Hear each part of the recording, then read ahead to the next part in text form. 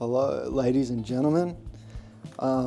We get a lot of questions about naked shock absorber shafts and fitting all the little bits and pieces to them. So today I'm going to try and clear that up.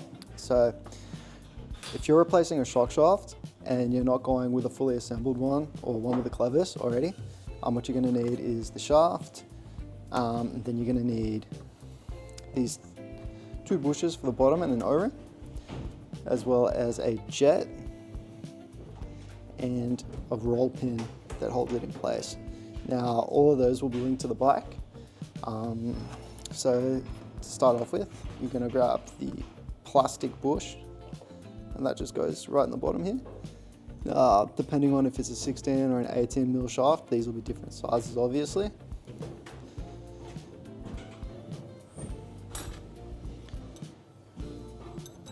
Cool, so that's in place. Then your O-ring. And finally, the little brass bush. So the brass bush will take a little bit of force, not too much, but it's just going to need a gentle tap, tap, tap.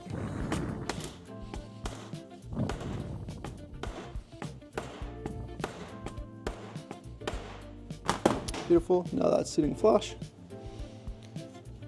Give it one last little tap on a flat surface. All right, so after you've got the bottom bushings in, you can put your shaft in. Now you're going to want to have measured how far it was poking up beforehand. If this was a 16 millimeter shaft, you'd normally measure about 3.2 on the stick out. For the 18s, 6 is a good starting point. So it's actually already topped out, so you don't have to worry about it as much. We'll go into details about why in a little bit. So now you're going to grab the jet. So you'll see here how there's a little taper on one side, but not the other. I don't know if you can see it on camera, but you should see it in real life really easily. So the taper goes downwards. And then you're going to grab your roll pin and give that a gentle tap.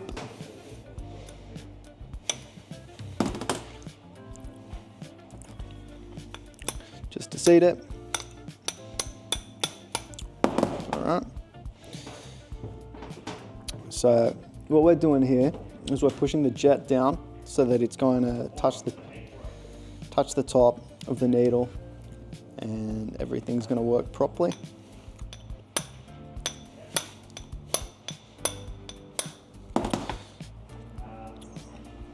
So you want to keep testing as you go.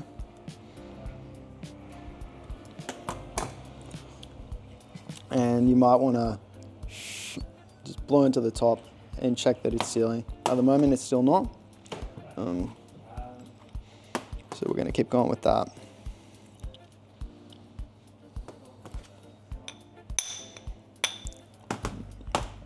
Now it's a lot easier to do this in a vise. I'm just doing it here just because this is where the camera is. But I'm going to go finish this up in a vise and then we'll come back. Okay, so I've hammered this home. You actually need to do it quite deep. So just for a bit of perspective, I'm going to give you exact measurements because it's going to be different from each one. But that's gone quite a ways in. I'm still poking out by about 6 millimeters.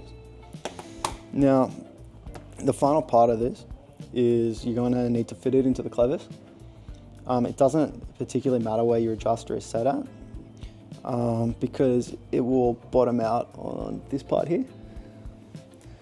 But you're going to want to make sure that you've got all your clicks, about 25 of them.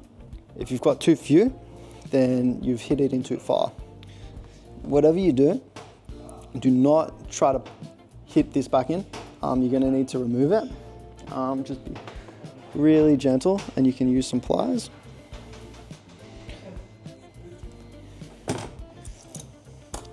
And you're going to need to get yourself a long punch, nothing special, and then you can tap it back out and back in as necessary. The other thing you're going to want to do just before you put it back together is just blow through it, make sure it's sealing. That's sealing, and yeah, then you're good to go.